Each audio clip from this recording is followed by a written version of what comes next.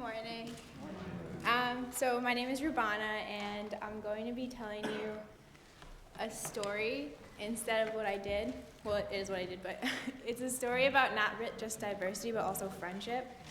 So earlier in December, I was sitting with a diversity coordinator because I'm one of the coordinators for the diversity summit we hold at our school.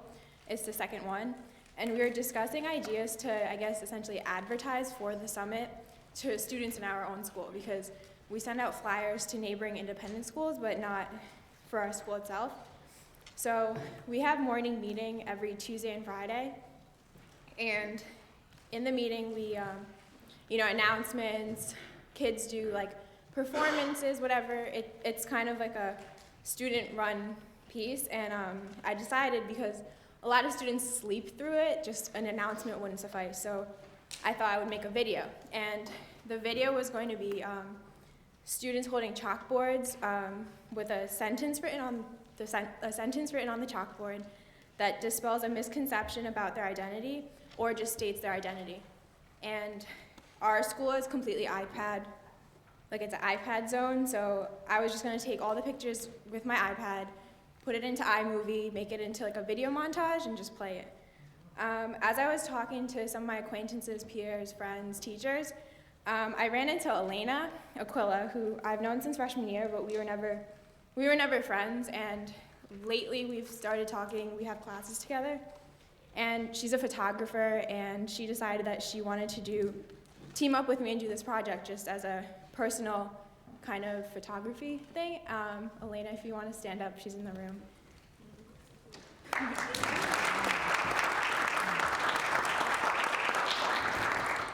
So Elena and I switched phone numbers, and we planned to do this in Founders Hall, which is the new auditorium at our school, and there's a big lobby with a white wall, so we figured it was a good background.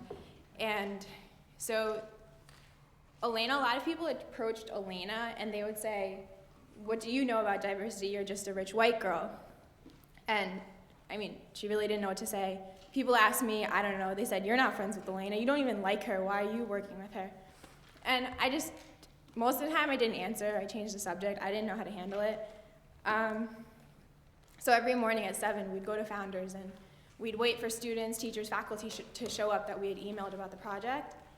And she would bring me Starbucks every morning, actually, which is kind of nice. So we would take these pictures, and slowly this space became first we thought only 25 people were going to do it. It quickly became this place. It was just a safe space for people to come and express their thoughts and feelings. A lot of students would come with their friends just in support of them, because some of the chalkboards and some of the sentences people were writing on these chalkboards were very personal and very, I guess, something they hadn't shared with people before in the community. One of our friends, mutual friends, Lana and ours, she walked up and she said, "Everyone's talking about this, right?" And I said, "No.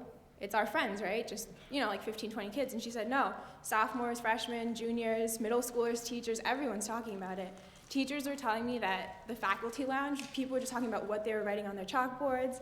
It was opening up new discussions within the community.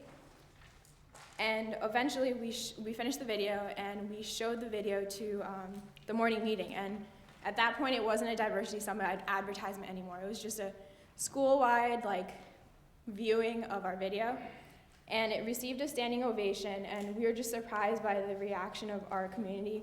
People were crying, I was crying. So eventually the word got out. We didn't post it on YouTube, but Elena put it on her blog, and Pingree School saw it. It's a local independent school that neighbors us. They created their own video, as well as the Tower Hill School in Wilmington, Delaware, and other students that had attended the Student Diversity Leadership Conference that I had attended. They used the video as well for their own personal uses. The one thing I take away from this, besides the big impact that it had in my community, was the friendship with Elena, which is where I get emotional. We learned that through the video and through other people's experiences, we learned that we had more in common than we ever thought. I know it's kind of bad to quote yourself, but this is under my Facebook page, the caption to the picture I took of myself, and it says that life experiences are something no one can take away from you. they're yours to keep forever. Thank you.